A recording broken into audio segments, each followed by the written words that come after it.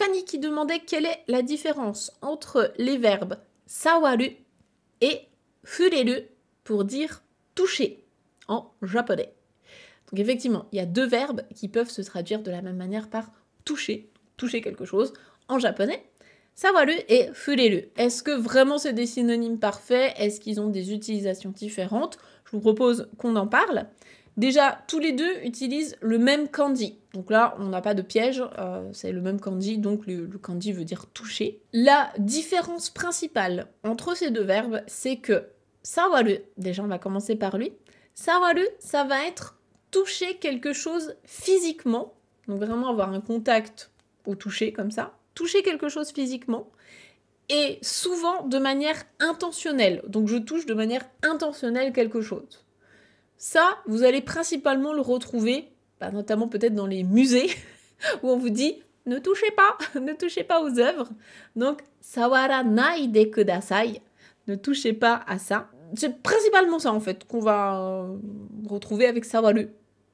Je vais pas pouvoir dire plus de choses que ça sur sawaru.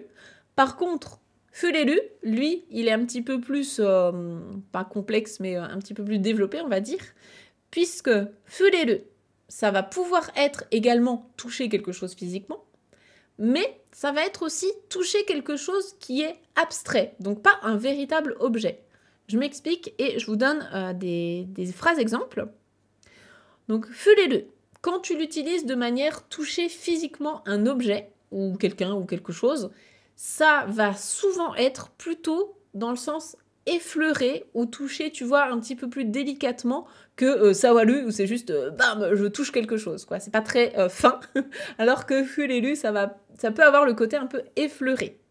Donc c'est pour ça que tu peux le retrouver dans des actions comme te o fureru, par exemple, donc effleurer, tu vois, effleurer la main, comme ça, tu effleures la main de quelqu'un, par exemple. Donc ça peut être ça. Ça peut être aussi touché, mais de manière non intentionnelle. Ça peut être, tu vois, un peu comme effleurer aussi en français, en disant je lui ai effleuré l'épaule ou la main ou quoi. C'est pas forcément intentionnel. Et surtout, tu vas pouvoir le retrouver dans tout ce qui est toucher des choses qui ne sont pas tangibles. Comme par exemple, toucher, tu vois, quand tu dis là, je crois qu'on a touché le problème, on a touché au cœur du problème. En japonais, ça va se dire de la même manière, ça va être avec mondai. Donc mondai ni fureru, ça va être toucher au problème. Donc un problème, tu peux pas le toucher physiquement, c'est pas un vrai objet, c'est plutôt quelque chose d'abstrait. Donc c'est ça la principale différence entre les deux.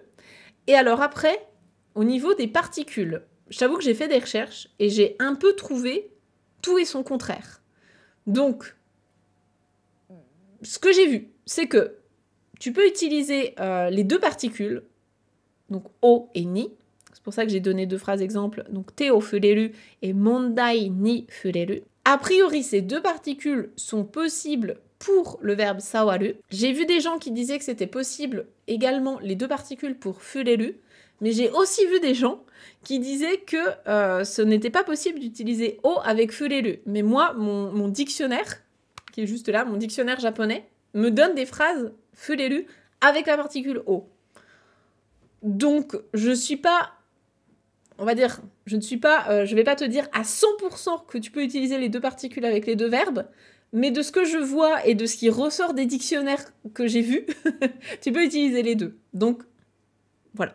En tout cas, pour ce qui est des deux verbes en eux-mêmes, c'est ça la principale différence. Donc, sawaru, toucher physiquement et souvent intentionnellement, et fureru, toucher physiquement ou bien effleurer, toucher de manière pas forcément intentionnelle et également toucher quelque chose qui est abstrait. Voilà ce que je pouvais te dire là-dessus aujourd'hui. J'espère que ce sera un petit peu plus clair pour toi et que du coup, tu pourras les repérer plus facilement.